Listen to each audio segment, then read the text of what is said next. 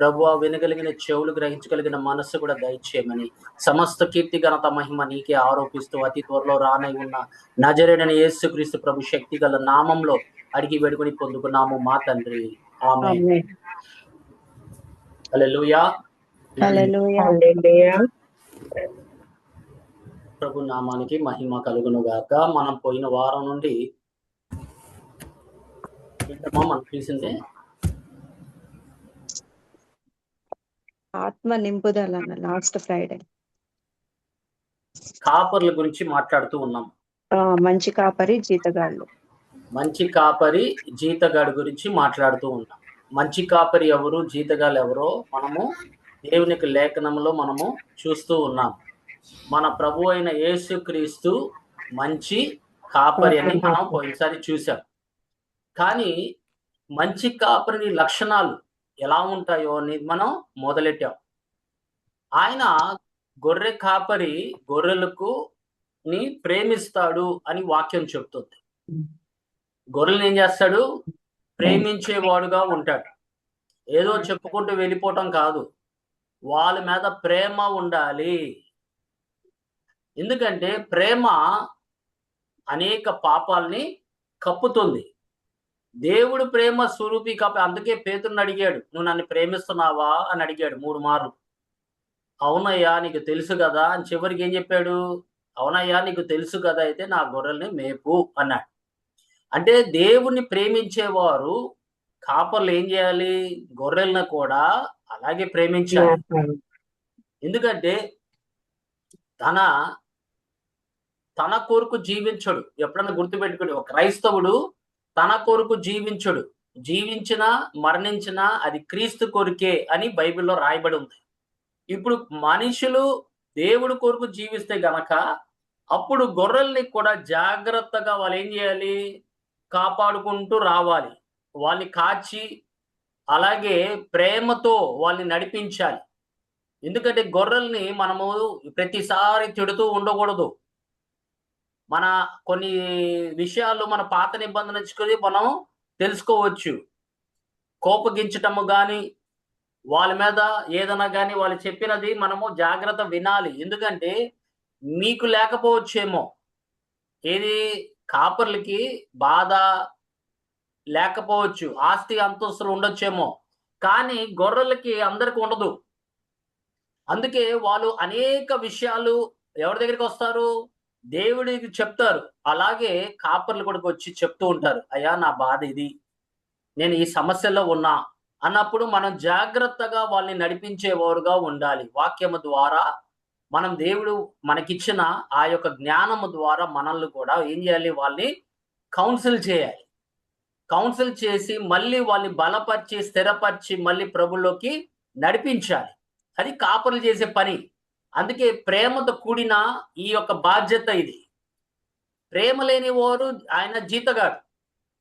ఏదో చేయాలని చేస్తున్నాడంటే ఆడి జీతగాడే, జీతం కోసం చేస్తున్నాడు. అసలు ఎందుకు రావట్లా మీరు? దేవుడి వాక్యం వినడానికి ఎందుకు రావట్లేదు అని సమస్యలు అడగాలి కాపరి. వాళ్ళకి ఏం సమస్య వచ్చింది, ఎందుకు రాలేకపోతున్నారు అనేది మనము వాళ్ళతో పాటు నిలబడి వాళ్ళ కొరకు ప్రార్థన చేసే బాధ్యత కాపర్లకు ఉంది. అలాగే గొర్రెల కాపర్లు గొర్రెల్ని ఏం చేస్తారు? వాళ్ళు వ్యక్తిగతంగా గుర్తుపడతారు. వ్యక్తిగతంగా వాళ్ళ యొక్క రిలేషన్షిప్ ఉంటది. అందుకే 10వ అధ్యాయము 14వ వచనంలో యోహాను సువార్త ఒకసారి చదవమ్మా. నేను గొర్రెల మంచి కాపరిని, తండ్రి నన్ను ఎలాగూ ఎరుగునో నేను తండ్రిని ఎలాగ ఎరుగుదునో అలాగే నేను నా గొర్రెలను ఎరుగుదును. నా గొర్రెలు ఆయన ఎవరిని ఎరుగున్నాడు? తండ్రిని ఎరుగున్నాడు, నా గొర్రెల్ని ఎరుగున్నానని చెప్తున్నాడు.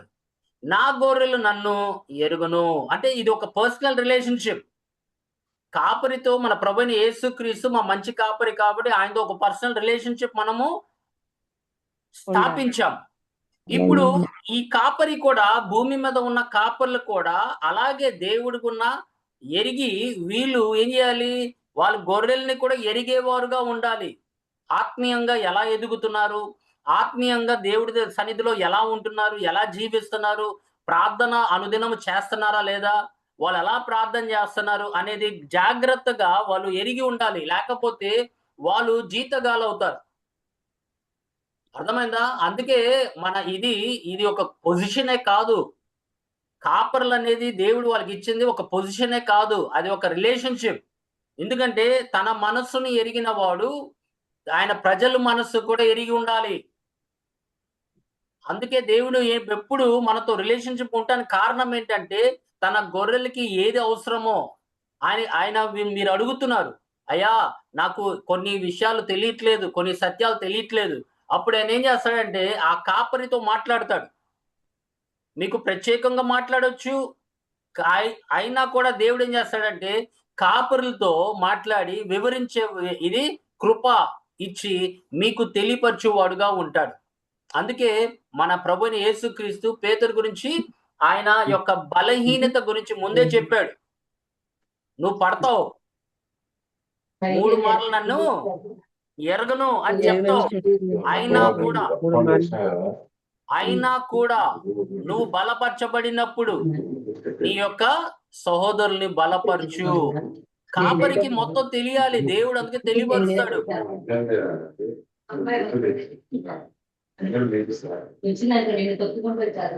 పవన్ హల్లెలూయా. అలాగే ఆయన జక్కయ్య కూడా ఆయన చెట్టు మీద కూర్చున్నప్పుడు ఆయన ఎరిగి ఉన్నాడు. గమనించండి దేవుని సంగమా, మంచి కాపరి లక్షణాలు ఏంటంటే వాళ్ళ యొక్క గొర్రెల్ని వాళ్ళు ఎరిగి ఉంటారు. యేసు ప్రభుని ఎరిగి ఉండటమే కాదు, వాళ్ళ గొర్రెల్ని కూడా జాగ్రత్తగా ఎరిగి ఉండాలి. ఎలా ఉన్నారు, వాళ్ళ ఆత్మీయ స్థితి ఎలా ఉంది, వాళ్ళు ఇంకేదైనా సమస్య ఉందా, ఆ సమస్య నుంచి ఎలా బయటికి తీసుకురావాలి అనేది కొంచెం జ్ఞానంతో దేవుడు తన ఆత్మ చేత వాళ్ళని నడిపించేవాడుగా ఉంటాడు. ఆమేన్. అందుకే shepherd builds relationship, not just congregation. ఒక సంఘం కట్టడమే కాదు, రిలేషన్షిప్ కూడా బిల్డ్ చేయాలి. అంత పెద్ద సంఘాలు కట్టి ఏం లాభం? ఆ గొర్రెలు ఎవరో తెలియదు నీకు. వస్తుంటారు, పోతూ ఉంటారు, వస్తూ ఉంటారు, పోతూ ఉంటారు. కానీ కాపర్లకి వాళ్ళ పేర్లు కూడా తెలియట్లా. వాళ్ళు ఎవరు వచ్చారు, ఎవరు పోతున్నారని తెలియదు. కొందరు ఆయన క్లోజ్ గా ఉన్న వారే ఆయన తెలుసు. మిగతా వాళ్ళు తెలీదు. వాళ్ళు పరిచయం కూడా చేసుకోరు. అందుకే ఎప్పుడన్నా సంఘాల్లో ఎవరు కొత్తగా వచ్చారు అనేది కాపర్ల బాధ్యత. పలానా వాళ్ళకి అప్పు చెప్పాలి. అయ్యా వెళ్ళి ఆయనతో మాట్లాడు, కొత్త వాళ్ళు వచ్చినట్టున్నారు అని చెప్పేసి వాళ్ళతో మాట్లాడి బలపరిచి దేవుని యొక్క వాక్యంలో నడిపించేవారుగా ఉండాలి. అందుకే దానికే కదా సంఘ పెద్దల్ని పెట్టింది. అది స్త్రీల్లో గాని పురుషుల్లో గాని సంఘ పెద్దలు పెట్టడానికి కారణం ఏంటి? అన్ని కాపరి చేయలేడు కదా. అందుకే దేవుడు ఏం చేస్తాడంటే సంఘ పెద్దల్ని పెట్టాడు. ఈ సంఘ పెద్దల బాధ్యత ఏంటంటే ఆయన కాపరి చెప్పిన మాట వినాలి. వెళ్ళి వాళ్ళని పలకరించు, వాళ్ళు అడ్రస్ తీసుకో, మనం వాళ్ళని వెళ్ళి కలుద్దాం అని చెప్పేసి వాళ్ళు బలపరచడానికి ప్రయత్నం చేస్తారు కాపరులు. అలాగే గొర్రెల కాపరి మందని మేపుతూ ఉంటారు.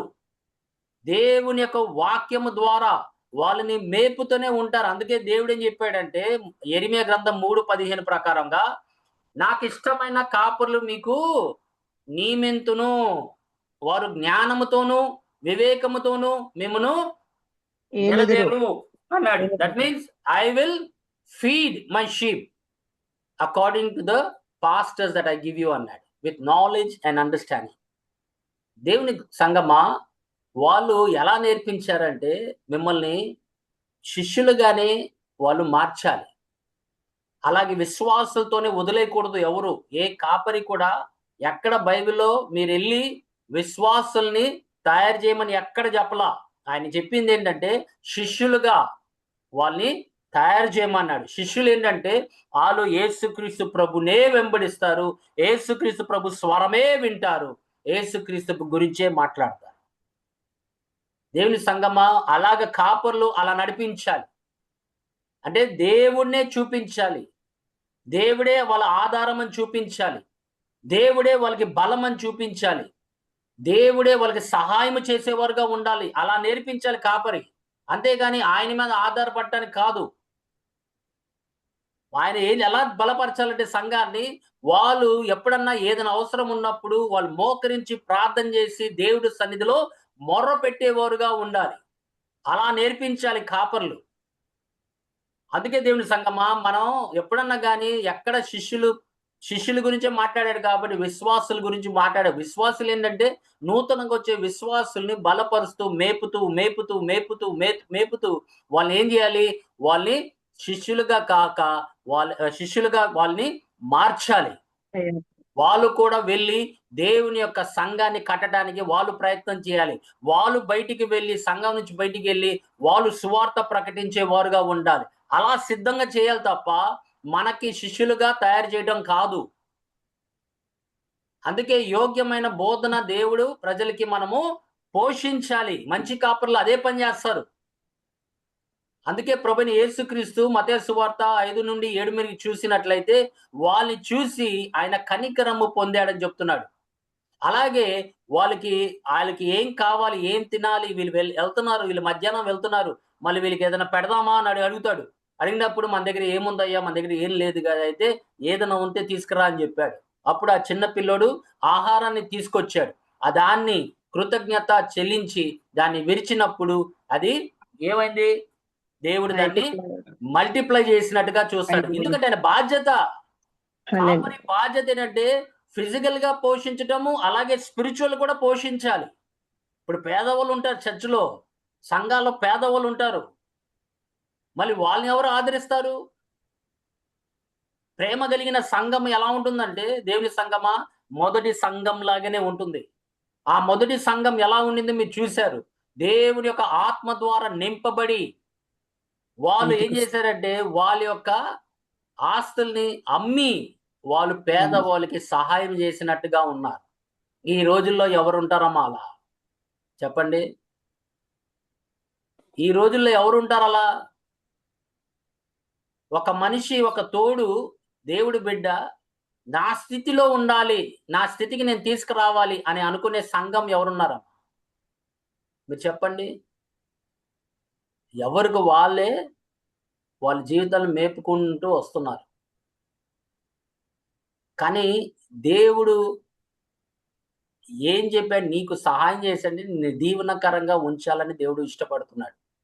నువ్వు అనేక మందికి దీవెనకరంగా ఉండాలి, అనేక మందికి వెలుగుగా ఉండాలి అని నీ సత్క్రియలు చూసి నీ తండ్రి అయిన దేవుడిని వాళ్ళు మహిమపరిచేటట్టుగా తయారు చేయాలి దేవుని సంగమా. అందుకే మన దావీదు 23వ కీర్తన 2వ వచనంలో ఆయన ఏం చెప్తున్నాడు? ఎక్కడికి తీసుకెళ్తాడంట మంచి కాపరి? పచ్చిక గల చోట్ల తీసుకెళ్ళి పచ్చిక గల చోట్ల ఆయన నన్ను పరుండ చేయుచున్నాడు. శాంతికరమైన జలముల యొద్ద నన్ను నడిపించుచున్నాడు. దేవుని సంగమా మీరు చూసారా? మంచి కాపరి అయితే మన ప్రభువైన యేసుక్రీస్తు మమ్మల్ని ఎక్కడ నడిపిస్తాడు? పచ్చికలున్న చోట్ల నడిపిస్తాడు. ఎందుకంటే తినటానికి లేదు, మనం అనుదిన ఆహారము దయచేయమని మనం ప్రార్థన చేస్తున్నాం. పరలోక ప్రార్థనలో అనుదిన ఆహారం కొరకు ప్రార్థన చేసేవారు దేవుడు తప్పనిసరిగా ఆయన తన కాపరిని వాడుకొని మీకు అనుదిన ఆహారము పోషించే విధానం ఆయనకి తెలియపరుస్తాడు. ఎవరికి ఏ వాక్యం కావాలో ఒక్క మాట చాలు. దేవుడు ఒక మాట, మొత్తం మెసేజ్ వాళ్ళకు ఉండకపోవచ్చు, కానీ ఆ మెసేజ్ లో ఏ వాక్యము దేవుడు వాళ్ళ కోసం సిద్ధపరిచారో దేవుడికి తెలుసు. అలాగే గొర్రె కాపర్లు వాళ్ళు మందాన్ని రక్షించేవారుగా ఉంటారు, జాగ్రత్తగా కనిపెడుతూ ఉంటారు. ఎందుకంటే సంఘంలో గొర్రెలే కాదు, ఇంకెవరుంటారమ్మా? తోడేలు కూడా ఉంటారు. అందుకే అపోస్తుల కార్యం 20వ అధ్యాయంలో 28, 29 వచనాలు ఒకసారి చూడండి. 20వ అధ్యాయము 28, 29 వచనాలు. దేవుడు తన స్వరక్తం ఇచ్చి సంపాదించిన తన సంఘమును కాయుటకు పరిశుద్ధాత్మ మిమ్మును దేని యందు అధ్యక్షులుగా ఉంచెనో ఆ యావత్తు మందను గూర్చియు మీ మట్టుకు మిమ్మను గూర్చియు జాగ్రత్తగా ఉండుడి. నేను వెళ్ళిపోయిన తరువాత క్రూరమైన తోడేళ్లు మీలో ప్రవేశించునని నాకు తెలియను. వారు మందను కనికరింపరు. అందుకే జాగ్రత్తగా ఉండాలి. కాపర్లు ఏం చేస్తారంటే వాళ్ళు కొంతమంది ఉంటారు సంఘంలో, ఒక పాస్టర్ ఒక విషయం, ఒక సత్యము చెప్పినప్పుడు ఆ సత్యము కాదని తెలియపరిచే వాళ్ళు ఉంటారు. అందుకే మనం చాలా చాలా జాగ్రత్తగా ఉండాలి. మన వాక్యము వినే కొద్దీ మనము ఇది ఇలా ఉందా లేదా అని గ్రహించాలి మనం. ఎందుకంటే తోడేలు వస్తారని చెప్తున్నాడు. ఘోరమైన నేను తోడేలు గనక వస్తాయి. వెళ్తే తోడేలు వస్తారు. వాళ్ళు ఇంకా వేరే ఏం చేస్తారంటే వేరే ఒక పునాది మీద నీకు కట్టేటట్టుగా వాళ్ళు నేర్పిస్తారు. మనకి పునాది ఎవరు? యేసుక్రీస్తు అండి. యేసుక్రీస్తు. క్రీస్తు వాళ్ళేం పరపునదే. చేస్తారంటే కొత్త బోధనతో వస్తారు. కొత్త బోధన తల్లి సంఘము, ఈ సంఘాలు, ఆ సంఘాలని వస్తారు. వాళ్ళు వస్తారు. ఉన్నారు కూడా మన మధ్యలో. వాళ్ళు మన మధ్యలోనే ఉంటారు. ఏదేదో విషయాలు మాట్లాడుతూ ఉంటారు. అనేక వ్యర్థమైనవి మాట్లాడుతూ ఉంటారు. వాక్య ప్రకారంగా మాట్లాడరు. పోనీ ప్రజలు అడుగుతారంటే అడగరు. ఏంటో ఇది లేదు కదయ్యా, వాక్యంలో ఇది లేదు కదయ్యా అని కనీసము ఇంటికెళ్ళి పరిశీలన కూడా చేయరు. అందుకే ఆత్మీయంగా వాళ్ళు కాపర్లు ఏం చేయాలంటే they have to not only feed the flax but also take care of the flax. ఎందుకంటే వాళ్ళ యొక్క ఫాల్స్ డాక్ట్రిన్ కానీ ఒక కాపరి తప్పు బోధన నుండి మనల్ని ఆత్మీయంగా కాపాడాలి. అందుకే దేవుని సంగమా ఏ బోధనలో మీరు ఉన్నారు? అందుకే ఎవరన్నా బోధన ఇచ్చేటప్పుడు వాళ్ళ బోధన మీద మనం కట్టకూడదు. దేవుడు మనకిచ్చింది ఇది బైబిల్. ఆ బైబిల్ మీద, ఆ వాక్యం మీద, క్రీస్తే ఆ పునాది మీద మనం కట్టుకుంటూ వెళ్ళాలి. అంతే తప్ప వేరే యొక్క బోధన మనకు అనవసరం. ఇదేదో కొత్త బోధన విందాము అనుకుంటే గనక పడటానికి అవకాశము ఉన్నది. అందుకే చెప్తున్నాడు, నేను వెళ్ళిపోయినప్పుడు మీరు జాగ్రత్తగా ఉండండి. ఎందుకంటే కాపర్ల పని ఏంటంటే ఆ గొర్రెల్ని కాపాడటమే, రక్షించటమే. ఎందుకంటే అనేక మంది వస్తారు. ఒక్కొక్కళ్ళు ఒక్కొక్క బోధనతో వస్తున్నారు. అసలు భాషలు లేవనే చెప్పేవాళ్ళు ఉన్నారు. పరిశుద్ధాత్మ అభిషేకం అయిపోయిందని చెప్తున్నారు. ప్రవచనాలు అప్పుడే ఆగిపోయినని చెప్తున్నారు. దేవుని సంగమా అప్పుడు మీరేం చేయాలి? ఇప్పుడు ఒకడు వచ్చాడండి, పరిశుద్ధాత్మ అభిషేకం లేదని చెప్తున్నాడు. మీరు దానికి కౌంటర్ ఏమిస్తారు? చెప్పండి అమ్మా, అడుగుతున్నాను కదా. పరిశుద్ధాత్మ ఉంది. అదే ఎలా చెప్తారు మీరు? యేసుక్రీస్తు ప్రభుని రక్షకుడుగా అంగీకరిస్తే చాలు అంటున్నారు. ఓకే, దాని తర్వాత ఇంకా అవసరం లేడా? పరిశుద్ధాత్మ దేవుడు అవసరం లేదా మనకి? మన పాప క్షమాపణ నిమిత్తం వీళ్ళు పుస్తకాలు చదువుతారు. వాళ్ళు ఏం చేస్తారంటే పుస్తకాలు చదివి ఆయన చెప్పిన మాట వీళ్ళు దాన్ని అంగీకరిస్తారు. పరిశుద్ధాత్మ దేవుడు లేడు, పరిశుద్ధాత్మ అభిషేకం లేదు, పరిశుద్ధాత్మ నడిపింపు అప్పుడు అపోస్తలుల గురించే అని చెప్తున్నాడు. మరి విశ్వసించి బాప్తిజం పొందిన వాడు ఏం పొందుతున్నాడు? ముందుగా దేవుడి వరము, పరిశుద్ధాత్మను వరం పొందుతారండి. వరం అని పొందుతున్నాడు. ఎవరికది? బాప్తిస్తం, పాప క్షమాపణ నిమిత్తం బాప్తిస్తం అమ్మా నమ్మిన వారు చూడండి అమ్మా, 28 రెండో అధ్యాయము 38వ వచనం. 38 అండి. పేతురు, మీరు మారు మనసు పొంది పాప క్షమాపణ నిమిత్తం ప్రతివాడు యేసుక్రీస్తు నామమున బాప్తిసం పొందుడి. అప్పుడు మీరు పరిశుద్ధాత్మను వరము మీరు పొందుదురు. ఇది ఎవరికి? నమ్మి బాప్తిసం తీసుకున్న వాడికండి. దాని తర్వాత చదవండి అమ్మా. మారు మనసు పొంది పాప క్షమాపణ నిమిత్తము బాప్తిసం తీసుకున్న వాడికి. మీకును మీ పిల్లలకు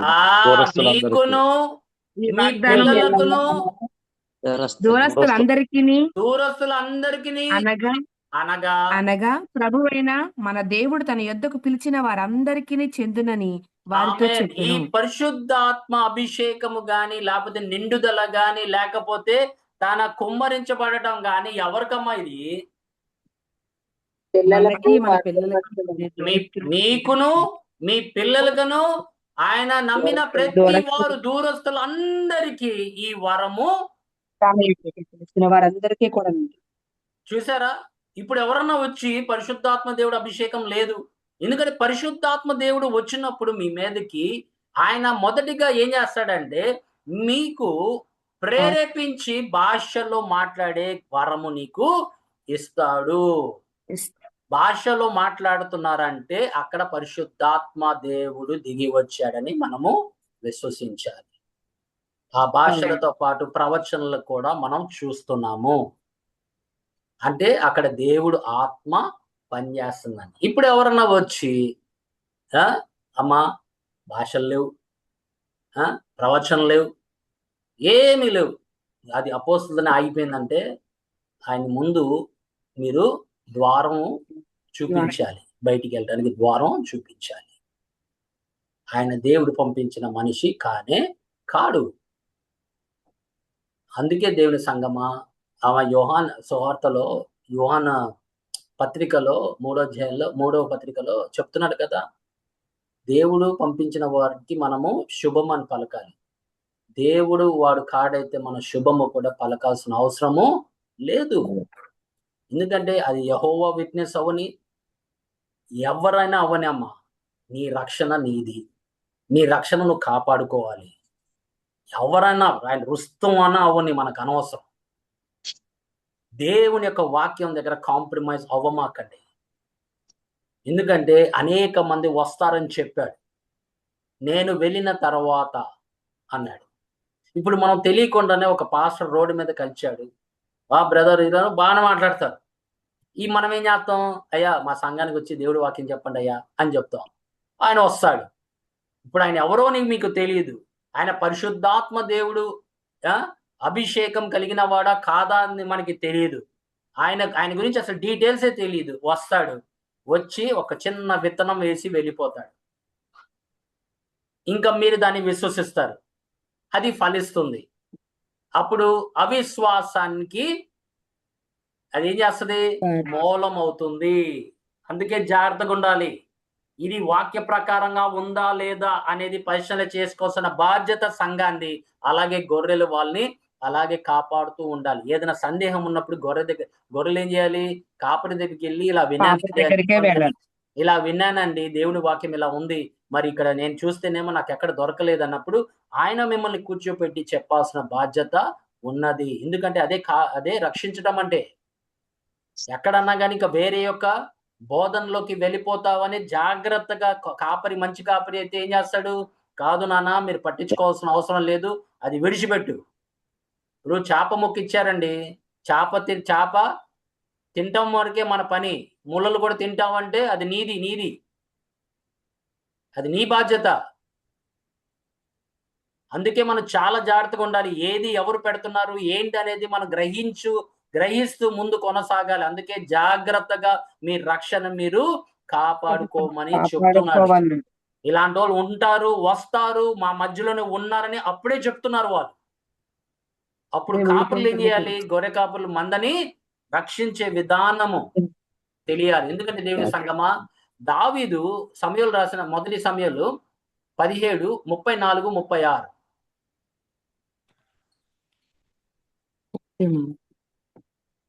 మొదటి సమూయేలు 17వ అధ్యాయము 34-36. అందుకు దావీదు సౌలుతో ఇట్లా, నేను మీ దాసుడినైన నేను నా తండ్రి యొక్క గొర్రెలను కాయుచుండా సింహమును ఎలుగుబంటియు వచ్చి మందల నుండి ఒక గొర్రె పిల్లను ఎత్తుకొని పోవుచుండగా నేను దాన్ని తరిమి చంపి దాని నోట నుండి ఆ గొర్రెను విడిపించి తిని, అది నా మీదికి రాగా దాని గడ్డము పట్టుకొని దాన్ని కొట్టి చంపి తిని, మీ దాసుడినైన నేను ఆ సింహమును ఎలుగుబంటిని చంపి తినే, జీవము గల దేవుని సైన్యములను తిరస్కరించిన ఈ సున్నతి లేని ఫిలిష్తీయుడు వాటిలో ఒకదాని వలె అగుననియు, సింహము యొక్క బలము నుండి ప్రభునామానికి మహిమ కలుగుగాక. ఇప్పుడు ఈయన ఏం చేస్తున్నాడమ్మా, సింహం వచ్చినప్పుడు, ఎలుగుబంటి వచ్చినప్పుడు తన గొర్రెల్ని రక్షిస్తున్నాడు, కాపాడుతున్నాడు. ఇప్పుడు మన మధ్యలో సింహం రాకపోవచ్చు, ఎలుగుబంటి రాకపోవచ్చు, తప్పుడు బోధనలు బోధించే వాళ్ళు రావచ్చు. జాగ్రత్తగా. అందుకే ఆయన ఒక మాదిరిగా మనకు కనపడుతూ ఉంటాడు కాపరిగా. దావీదు is an example of a good shepherd. Good shepherds protect the sheep from false doctrines, amen, and spiritual reality వాళ్ళకి తెలియపరిచేవారే. అందుకే మనము ఎప్పుడు మన కాపరి మన ప్రభువైన యేసుక్రీస్తు స్వరము మీరు గనక వినగలిగితే గనక ఇంకెవ్వరు మాట మీరు వినరు. అది అలవాటు అవుతే గనక ఇప్పుడు మీకు చెప్పే కాపరి మాటలు ప్రభు మాటలు ఒకేలాగుంటాయి. ఎందుకంటే ప్రభు ఆ కాపరిని నడిపిస్తున్నాడు, ఆ మంచి కాపరిని పోషిస్తున్నాడు. ఆ మంచి కాపరికి ఏం చేస్తున్నాడంటే ఆ కాపరికి ఆయన బలపరుస్తున్నాడు. ఈయన ఏం చేస్తున్నాడు? సంఘాన్ని అలాగే బలపరుస్తాడు. దేవుని సంఘమా, అనేక తప్పుడు బోధనలు వచ్చేవారు అనేక మంది ఉన్నారు. నువ్వు ఏ బోధనలో ఉన్నావు? అపోస్తులు వేసిన పునాది మీద ఉన్నావా, లేకపోతే మనుషులు వేసిన పునాది మీద నువ్వు జీవిస్తున్నావా? ఇవన్నీ పక్కన పెట్టండి అమ్మా. ఏది ఈ సంఘాలు ఉన్నాయి చూసారా, పలానా సంఘం అండి, నేను పలానా తల్లి సంఘం, ఇవన్నీ పక్కన పెట్టు. నువ్వు ఎవరి ద్వారా నడిపించబడాలి? ప్రభువైన యేసుక్రీస్తు చేసిన బోధ, ఆయన శిష్యులకు అందజేసిన బోధ మీద నువ్వు కట్టుబడి ఉండాలి. అందుకే ఎఫెసీయులకు రాసిన పత్రిక 2వ అధ్యాయం 19-20 ప్రకారంగా వాళ్ళు ఎవరు పునాది మీద వేశారు? యేసుక్రీస్తు అనే పునాది మీదే. కానీ వేసిన వారు ఎవరు? ఆయన అపోస్తలు, ప్రవక్తల మీద. ప్రవక్తలను వేసిన పునాది మీద మీరు కట్టబడి ఉన్నారు. ఆ పునాది మీద మనం కూడా కట్టబడి ఉండాలి. ఎందుకంటే అపోస్తలుకి డైరెక్ట్ గా బోధన ఇచ్చాడు. ఏమేం చేయాలి, ఒక కాపరి ఏమేం చేయాలి, ఒక సేవకుడు ఏమేం చేయాలి, ఎలా నడిపించాలి సంఘాన్ని అని మొత్తం చెప్పేశాడు. క్రీస్తే దేవుని కుమారుని బండ మీద మనం కట్టబడి ఉండాలి. అది ఆ సత్యం మీద మనము కట్టబడి ఉండాలి. లేకపోతే ఏమవుతుందంటే ఇంక అనేక మందులు వస్తారు, వచ్చి గొర్రెల్లాగానే ఉంటారు, కానీ గొర్రెలు కారు. అందుకే ప్రభు ఒక ఉదాహరణ చెప్పాడు. ఒక్కడు ఏమేశాడు? గోధుమని విత్తాడు. వాడేం చేశాడు? గురుగులు మొలిచినాయి అందులో. అమ్మా, వచ్చి గురుగులు వేసాడండి. శత్రువు వచ్చి గురుగులు వేసాడు కదా. మీరు ఎప్పుడో చూసారా? గురుగులను చూసారా? చూడలేదు కదా. గడ్డి మొక్క. అవును. మీరు గొరుగుల్ని చూస్తే సేమ్ టు సేమ్ ఎలా ఉంటుందంటే, ఎలా ఉంటుంది? గోధుమ మొక్కలు ఉంటాయి. గోధుమ మొక్కల్లాగానే ఉంటది. మీరు ఒకసారి చూడండి, మీరు ఇంటర్నెట్ లో చూసుకోండి, లేకపోతే ఎక్కడైనా చూసుకోండి, లేకపోతే నెక్స్ట్ టైం నేను మీకు చూపిస్తాను. wheat and tares grow alike and they are same to same. దాని తేడా మనం అసలు పట్టుకోలేము. తెంపి జాగ్రత్త రెండు పక్కన పెట్టి మనం చూస్తే తప్ప మీరు దాన్ని గుర్తించలేరు. ఎందుకంటే వాళ్ళు కూడా అలాగే ఉంటారు, విశ్వాసుల్లాగానే ఉంటారు. కానీ ఎవరు విత్తారు వాళ్ళని? అందుకే వాళ్ళు మన మధ్యలోనే ఉంటారు. దేవుని సంగమా, ఈ లోకంలోనే ఉంటారు, మన మధ్యలోనే ఉంటారు. వాళ్ళు దేనికంటే దేవుడు మనల్ని ఎలాగ పోషిస్తున్నాడో వాళ్ళు కూడా వాడు అలాగే పోషిస్తాడు. వాడు పోషించింది మీ దగ్గరికి వస్తాడు. ఆయన ఏం చేస్తాడంటే వాళ్ళు వచ్చి ఇలాగ ఉన్నాయని ఎప్పుడు చెప్పడు. సేమ్ అన్ని బానే ఉంటది, యేసుక్రీస్తు ప్రభు గురించి ఉంటది, అన్నీ ఉంటది, కానీ ఎక్కడో మధ్యలో వేస్తూ ఉంటాడు. అదే జాగ్రత్తగా ఉండాలి. ఒక చిన్న చిన్న మాటల ద్వారా నీకు సందేహము కలగాలి. ఎందుకంటే వాక్యము చదువుతున్న బిడ్డలు జాగ్రత్తగా కనిపెట్టేవారుగా ఉండాలి. ఇది వాక్యంలో ఉందా లేదా? ఆ వాక్యం అనే జ్ఞానము నీకు లేకపోతే గనక నువ్వు కూడా పడిపోవడానికి సాధ్యమవుతుంది. దేవుని సంగమా, అందుకే చాలా చాలా జాగ్రత్తగా ఉండాలి. ఆయన రక్షించువాడు. కాపరి ఏం చేయాలి? రక్షించేవాడుగా ఉండాలి. ఎవరు ఏం మేపుతున్నాడు సంఘంలో అనేది జాగ్రత్తగా గ్రహించాలి. కొంతమంది వాళ్ళు సొంతంగా మెప్పు కోసం చెప్పేవాళ్ళు ఉన్నారు, దేవుని యొక్క ప్రేమ కలిగి చెప్పేవాళ్ళు ఉన్నారు. కానీ దేవుని సంగమా, ఎవరు ప్రేమతో చెప్తున్నారు, ఎవరు మెప్పు కోసం చెప్పుకుంటున్నారు, ఎవరు డబ్బు కోసం వాళ్ళు చేస్తున్నారు అనేది మనం గ్రహించాలి. లేకపోతే ఏమవుతుందంటే దేవుని సంగమా, మనము కూడా చిన్న చిన్నగా ఆ యొక్క వేసిన విత్తనాలు అది పెరిగే కొద్దీ దాని యందు వాక్యం వల్లనే కదమ్మా మీకు విశ్వాసం పెరుగుతుంది. ఇప్పుడు మరి అంత తప్పుడు వల్ల బోధన కూడా వలన విశ్వాసం పెరుగుతుంది కదమ్మా. అంతే కదా. అవునండి. ఇప్పుడు అవిశ్వాసము, విశ్వాసము. ఇప్పుడు విశ్వాసము ద్వారా దేవుని యొక్క వాక్యం ద్వారా విశ్వాసము. మరి దేవుడు అక్కడ అక్కడ వేసే ఇది అవిశ్వాసము. ఈ అవిశ్వాసం పెరిగే కొద్దీ నీకేమవుతుందంటే చిన్న చిన్నగా ఏంటి నేను ప్రార్థన చేస్తున్నాను, దేవుడు ఏం చేయట్లా, నేను అనేక సార్లు మొరపెడుతున్నాను మా ఆయన గురించి, మా భార్య గురించి మొరపెడుతున్నాను, ఏం జరగట్లేదు. ఇలా అవిశ్వాసమైన మాటలు వాళ్ళు పలుకుతానే ఉంటారు మీ మధ్యలో. మిమ్మల్ని కూడా అలాగే తయారు చేయడానికి సిద్ధముగా ఉంటారు.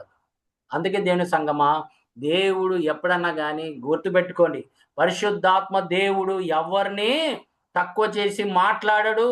పరిశుద్ధాత్మ దేవుడు ఆయన మన మధ్యలో ఉన్నప్పుడు ఒక మనిషిని హెచ్చించేవాడుగానే ఉంటాడు తప్ప ఆయన ఎప్పుడు ఖండించడు. నువ్వు మనుషుల్ని ఖండిస్తూనే ఉండదు. పరిశుద్ధాత్మ దేవుడు కానే కాదు. God spirit will always encourage a believer. You can do better, you can do better things, you can do better what you are అని ఎంకరేజ్ చేస్తూ ఉంటాడు. దేవుడు నీకు తోడే ఉన్నాడు, భయపడుకుడి, దేవుడు నీకు తోడే ఉన్నాడు అని ఆయన బలపరచువాడుగా ఉంటాడు పరిశుద్ధాత్మ దేవుడు. ఎప్పుడు అవిశ్వాసమైన మాటలు పరిశుద్ధాత్మ దగ్గర నుంచి రానే రాదు. అయితే అది దేవుడు ఆత్మ కానే కాదని మనం గ్రహించాలి. దేవుని సంగమా, బలపరచువాడు, దృఢపరచువాడు ఆయనే. ఎప్పుడన్నా కానీ ఇది జరగదు అని చెప్పే వాడి దగ్గర మీరు చాలా జాగ్రత్తగా ఉండాలి. ఎందుకంటే నా దేవుడికి సమస్తము సాధ్యమే అని బైబిల్ చెప్తుంది. పౌలు గారు ఏమంటున్నారు 4:13లో, క్రీస్తు ద్వారా నాకు ఏం చెప్తున్నాడమ్మా? ఫిలిప్పీలు రాసిన పత్రిక 4వ అధ్యాయమమ్మా.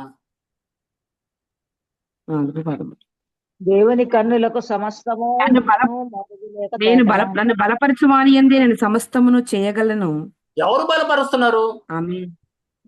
దేవుడు బలపరచువాని యందే నేను దేవుడు కదా సమస్తమును బలపరిచేది. చేయగలను. ఆయన ద్వారా నాకు సమస్తము సాధ్యమే. ఏంటి సాధ్యము? దేని గురించి దేని గురించి మాట్లాడుతున్నాడు? దీన స్థితిలో నాకు కొదువ కలిగి నేను ఇలాగ చెప్పుట లేదు. నేను ఏ స్థితిలో ఉన్నాను ఆ స్థితిలో సంతృప్తి కలిగి ఉండ నేర్చుకుని నేను ఉన్నాను. ఏ స్థితిలో ఉన్నా నేను సంతృప్తిగా నేను జీవించగలను. కలిగి ఉన్నా లేకపోయినా నా దేవుడు నాకు తోడే ఉన్నాడు, నాకు దేవుడు నా సహాయముగా ఉన్నాడు. ఉన్నా ఒకేలాగా ఉంటాను, లేకపోయినా కూడా ఒకేలాగా ఉండాలి అని దేవుడికి ఆయన ఇచ్చిన కృప.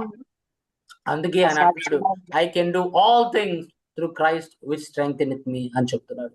దేవుని సంగమా, అట్లా విధంగా దేవుడు తన ఆత్మ ద్వారా మనల్ని బలపరుస్తాడు. అందుకే మనము ఏ విత్తనం మనలో పడుతుందనేది కాపరి మనల్ని కాచి కాపాడాలి. మనం అవిశ్వాసం గల మాటలు మాట్లాడుతుంటే వెంటనే ఆపేయాలి. అమ్మా, మీరు అలా మాట్లాడకూడదు. మీరు ప్రభుని నమ్ముకున్నారు, ప్రభుకి సమస్తము సాధ్యమే.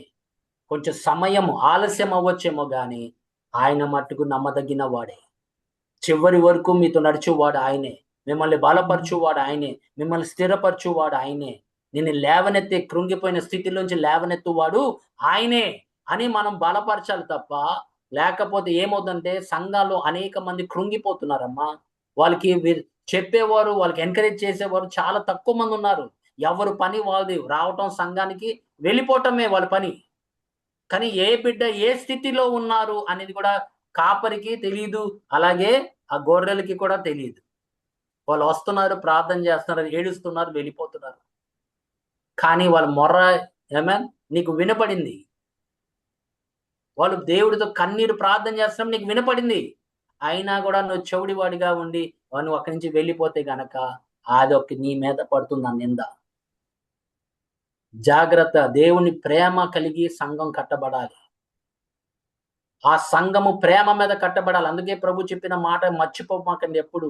మీరు ఒకరిని ప్రేమించినప్పుడు మీరు నా శిష్యులు అనదరు అని చెప్పారు. When you love one another you will be called my disciples అని చెప్పారు. ఎందుకంటే ప్రేమ లేని సంఘం ఆయన సంఘం కాదమ్మా. ఏదో వస్తున్నారు పోతున్నారు, ఆయన ఏదో చెప్పుకుంటూ వెళ్ళిపోతూ ఉంటాడు, అది జీతగాడు పని. కానీ మంచి కాపరి అయితే తన యొక్క గొర్రెల్ని కాపాడువాడు, కాచి కాపాడువాడు. ఏమన్ ఆయనకి మొత్తం తెలియాలి, ఎవరు ఎలా నడుస్తున్నారు అనేది తెలియాలి. దేవుని సంఘం మనం దేవుని యొక్క బిడ్డలమై ఉన్నాం, మనం ఒకరిని లేవనెత్తాలి. అంతేగాని అవిశ్వాసం గల మాటలు మీ నోట్లోంచి రాని మాకండి. మీకు విశ్వాసం లేకపోతే శిష్యుల్లాగా నా విశ్వాసాన్ని పెంచు ప్రభువా అని అడగండి. మరి పెంచలా వాళ్ళని? పరిశుద్ధాత్మ దేవుడు వచ్చినప్పుడు ఏ మనిషి ఆయన అయ్యా మా వల్ల కాదట్లేదయ్యా మా విశ్వాసాన్ని పెంచుమని అడిగిన వారే అనేక సూచక క్రియలు, మహత్కార్యాలు, గొప్ప కార్యాలు చేయలేదమ్మా వాళ్ళు. చేశారు. ఆ? మరి వాళ్ళకి చేశారు. చేసిన దేవుడు మీకు చేయడమ్మా? ఆ కార్యం ఏదైనా గాని వాళ్ళకి చేసిన దేవుడు, వాళ్ళకి తోడే ఉన్న దేవుడు ఈ దినాన నిన్న నేడు ఏకరీతిగా ఉన్నాడు, మనలోనే ఉన్నాడని చెప్తున్నాడు, మనల్ని నడిపించేవాడని చెప్తున్నాడు. అందుకే మనము ఎప్పుడన్నా కానీ పాజిటివ్ థింకింగ్, పాజిటివ్ వర్డ్స్ అనేది మన నోట్లో ఎప్పుడు వాక్యమే మనం నవ్వులుతూ ఉండాలి, మనము దాని మీద ధ్యానిస్తూ ఉండాలి. అప్పుడు మనము ఎవరికి వచ్చినా ఏది మాట్లాడినా కూడా మనం వెంటనే వాటిని వివేచన ద్వారా, వాక్యం ఇచ్చే వివేచన ద్వారా మనము, లేకపోతే పరిశుద్ధాత్మ వరము, వివేచన వరము ద్వారా మనం వాళ్ళని పట్టుకోగలము. అందుకే మనము చాలా జాగ్రత్తగా ఉండాలి దేవుని సంఘం. ఏం వింటున్నావు, ఏం చూస్తున్నావు, ఏది లోనికి వెళ్తుందో అనేది గ్రహించాలి మీరు. ఎందుకంటే హృదయం అనేది ప్రావర్బ్స్ సామెతల గ్రంథం 4వ అధ్యాయం 23వ వచనం ప్రకారంగా మీ యొక్క హృదయాన్ని మీరు కాపాడుకోవాలని చెప్పాడు. కాపాడుకోవచ్చు. చదవం చెప్పండి. సామెతల గ్రంథం 4వ అధ్యాయం 23వ వచనం. నీ హృదయంలో నుండి జీవధారలు బయలుదేరును, కాబట్టి అన్నిటికంటే ముఖ్యముగా నీ హృదయమును భద్రముగా కాపాడుకొనుము. ఆమేన్. ఎందుకంట జీవితానికి సంబంధించిన అది హృదయం నుంచే వస్తుంది. హృదయం నుండి వస్తాయి. విశ్వాసము, అవిశ్వాసం అనేది హృదయం నుంచే వస్తుంది. సో నువ్వు విశ్వసించిందే మాట్లాడతావు. అందుకేగా పౌలు గారు చెప్తున్నారు, నీ హృదయం ద్వారా నువ్వు విశ్వసించింది నోటి ద్వారా పలుకుమన్నాడు. మన విశ్వాసం ఎక్కడ కలుగుతుంది? హృదయంలో. ఆయన లేచాడని మీ హృదయంలో మీరు విశ్వసించినాడలా అని చెప్తున్నాడు. అప్పుడు నీ హృదయంలో విశ్వసించింది నోటి ద్వారా నువ్వు పలకాలి. వాక్యం చెప్తుంది భయపడమాకని. అప్పుడు నువ్వేం మాట్లాడాలి? దేవుడు మాటలే కదా పలకాలి. ఒకవేళ నువ్వు విశ్వసిస్తే కనుక హృదయంలో అదే పలుకుతావు. లేకపోతే ఏమవుతుందంటే మీ కుటుంబము కూలిపోతుంది. ఒకవేళ నువ్వు తప్పుడు మాటలు మాట్లాడితే ఎందుకు ఈ గొడవలు, ఎందుకు ఇది, ఎందుకు అది, ఎందుకంటే నీ తప్పుడు మాటల వలన. ఎందుకు నా ప్రార్థన ఆలకించబడట్లేదు, ఎందుకు నా ప్రార్థన ఆలకించంటే గొడవల్లో ఏం చేస్తూ ఉంటావు అంటే నోటి ద్వారా నువ్వు ఏదో పలుకున్నావు, తొందరపడి ఏదో పలికావు. అందుకే మనం ఎప్పుడు జాగ్రత్త, మెలకుగా ఉండాలి. మన మాటలు అదుపులో ఉండాలి.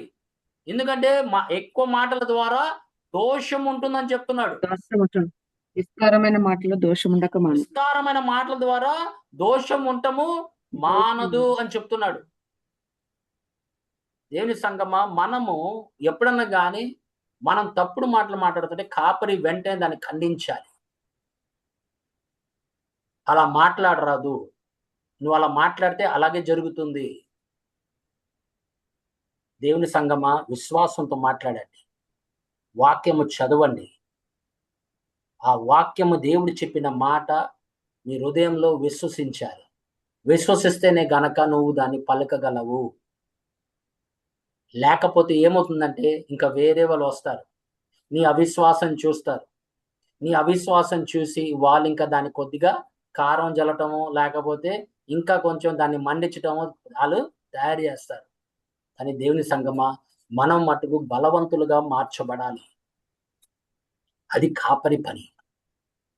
ఏ బోధన వింటున్నావు అనేది కాపరి జాగ్రత్తగా కనిపెడుతూ ఉండాలి, మిమ్మల్ని రక్షిస్తూనే ఉండాలి. అది కాపరులు చేసే పనమ్మా. లేకపోతే ఏమవుతుందంటే మనం కూడా తప్పిపోయే ఛాన్సెస్ ఉన్నాయి. ఆయన చెప్పట్లా? ఏర్పరచుకునే వారే తప్పిపోవడానికి అవకాశం ఉందని చెప్తున్నాడు. ప్రభు చెప్పిన మాట, ఏర్పరచబడిన వారు అది నా సైతం మాట కాదు. Even the very elect will be deceived అన్నాడు. ఎవరు ఎలెక్ట్? ఏర్పరచబడిన వారు ఎవరు? మనం కాదా? మనమే అండి. మనల్నే మోసగిస్తాడంటుంటే రేపు మోసం ఎలా ఉంటుందో ఒక ఉదాహరణ చెప్పనమ్మా.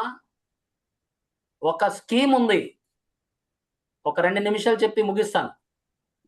It's called blue beam. అది ఎలా ఉంటుందంటే ఆకాశంలో నీకు యేసుక్రీస్తు ప్రభుని చూపిస్తారు, ఆకాశంలో బుద్ధుడిని చూపిస్తారు, కృష్ణుని చూపిస్తారు, రాముని చూపిస్తారు, అలాగే మొహమ్మద్ ప్రాఫిట్ని కూడా చూపిస్తారు. ఇప్పుడు ఆకాశంలో నుండి వాళ్ళు మాట్లాడుతూ ఉంటారు, అన్ని దేవుళ్ళు ఒకడే అని చెప్తారు. ఆయన ఈ రూపంలో ఆ సమయంలో వచ్చాడు, ఈ రూపంలో ఈ సమయంలో వచ్చాడు. It's called blue dream project. వాళ్ళు దాన్ని సిద్ధపరుస్తున్నారు. మరి ఈ ప్రపంచంతో ఎలా మాట్లాడతాడు అనుకుంటున్నావు? టీవీ ద్వారానే. కానీ వాణ్ణి ఒక ఎత్తైన మనిషిలాగా చూపించి, యేసుక్రీస్తు ప్రభులాగే చూపించి, యేసుక్రీస్తు ప్రభు మీతో మాట్లాడుతున్నట్టుగానే ఉంటుంది. ఆ దినాన అనేక మంది మోసగించబడతారు. చాలా ప్రాజెక్ట్స్ ఉన్నాయమ్మా. అవి ఇప్పుడిప్పుడే స్టార్ట్ అవుతుంది. మీరు బ్లూ డ్రీమ్ ప్రాజెక్ట్ గురించి చదవండి ఒకసారి, అప్పుడు మీరు తెలుసుకుంటారు. Many will be deceive. అసలు ఆకాశం నుండి ప్రభు మాట్లాడుతున్నట్టే ఉంటుంది, ఒక మనిషి వచ్చి మాట్లాడుతున్నట్టే ఉంటుంది. ఆయన గొర్రెలో చాలా మంది మోసగించబడతారు.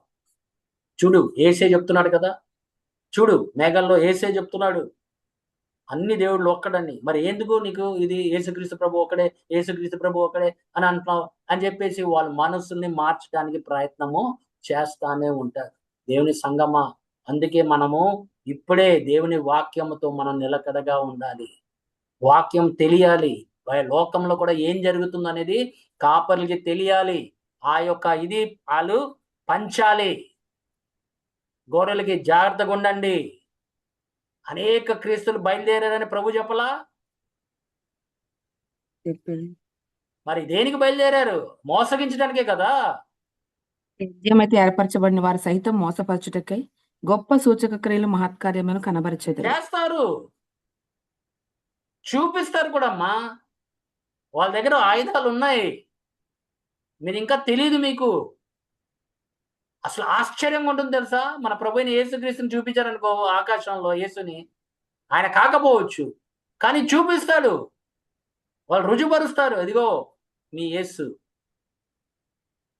మరి ఆ దినాన్న ఆయన ఏం మాట్లాడతాడో మనకి తెలియదు.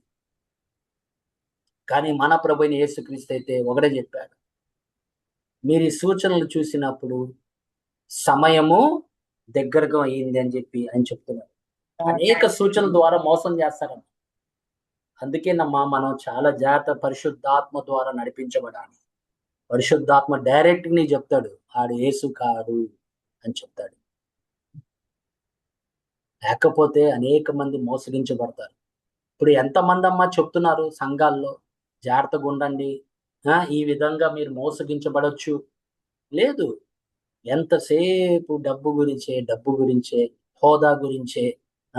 వాళ్ళ జీవితంలో ఫస్ట్ క్లాస్ గా బ్రతకాలి, ఇక్కడ ఈ భూమి మీద ఫస్ట్ క్లాస్ గా బ్రతకాలి. దేవుడు దీవిస్తాడమ్మా, కాదని ఎక్కడ బైబిల్ చెప్పట్లా. కానీ మన ధ్యాస అంతా దాని మీద ఉండకూడదు. నీ ఆత్మీయ స్థితి ఎలా ఉంది, ప్రభు వచ్చే ముందు నీ ఆత్మీయ స్థితి ఎలా ఉందనేది ఒక్కసారి మనము పరిశీలన చేసుకోవాల్సిన అవసరము ఉన్నది. అనుదినము మన జీవితాల్లో మన పరిశీలన చేస్తూ ఉండాలి. ఎందుకంటే ప్రభు ఏ సమయంలో నిద్రలో రావచ్చు, ఆ నిద్రలోనే నువ్వు ఏదైనా తప్పుడుగా ఆలోచించవచ్చు, లేకపోతే వేరే వేరే ఆలోచనలు రావచ్చు దేవుని సంగమా. కానీ ఆ టైంలో ప్రభు వచ్చాడు అనుకోండి, ఏంటి మన పరిస్థితి ఏంటి అని ఆలోచిస్తున్నామా? మనం సిద్ధంగా ఉన్నామా? వరుడు ఎప్పుడు వస్తాడు, ఎప్పుడు ద్వారాలు తెరుస్తాడు, ఎప్పుడు ద్వారం మూసేస్తాడు కూడా మనకి తెలియదు. హఠాత్తుగా అయిపోతుందమ్మా అన్ని. సెకండ్స్ లో అయిపోతుంది. సంఘం ఎత్తబడుతుంది, అక్కడ తలుపులు మూసుకుంటే మనం లోనికి వెళ్ళిపోవటమే,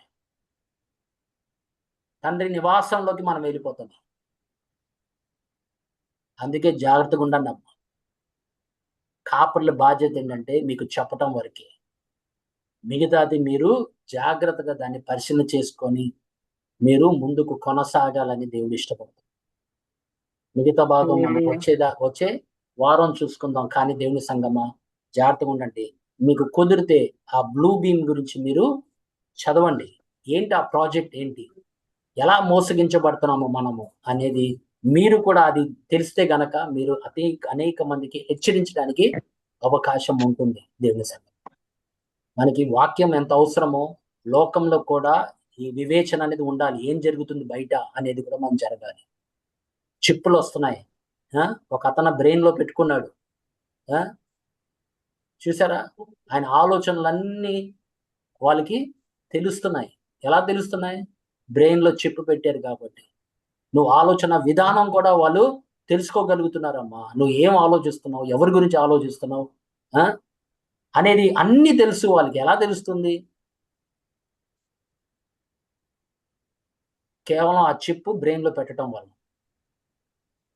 ప్రభు చెప్పిన మాట అదే కదమ్మా, చిప్పు ఇక్కడ పెడతారని చెప్పాడు, ఇన్ యువర్ ఫోర్హెడ్, లేకపోతే చేతుల మీద పెడతారన్నాడు. ఇప్పుడు చూడండి ఎలాగున్నది లోకము. మనము ఆత్మీయంగా జాగ్రత్తగా ఉండాలి. అలాగే లోకంలో ఏం జరుగుతుంది అనేది మనం వివేచించాలి. అట్టి కృప దేవుడు మనందరికీ అనుగ్రహించును గాక. ఆమె దేవుడి కొద్ది మాటలు మన హృదయంలో ఫలింపులోకి తీసుకొచ్చును గాక. ఆమె. పరిశుద్ధుడా, మహోన్నతుడా, మహాగణుడా, మహిమ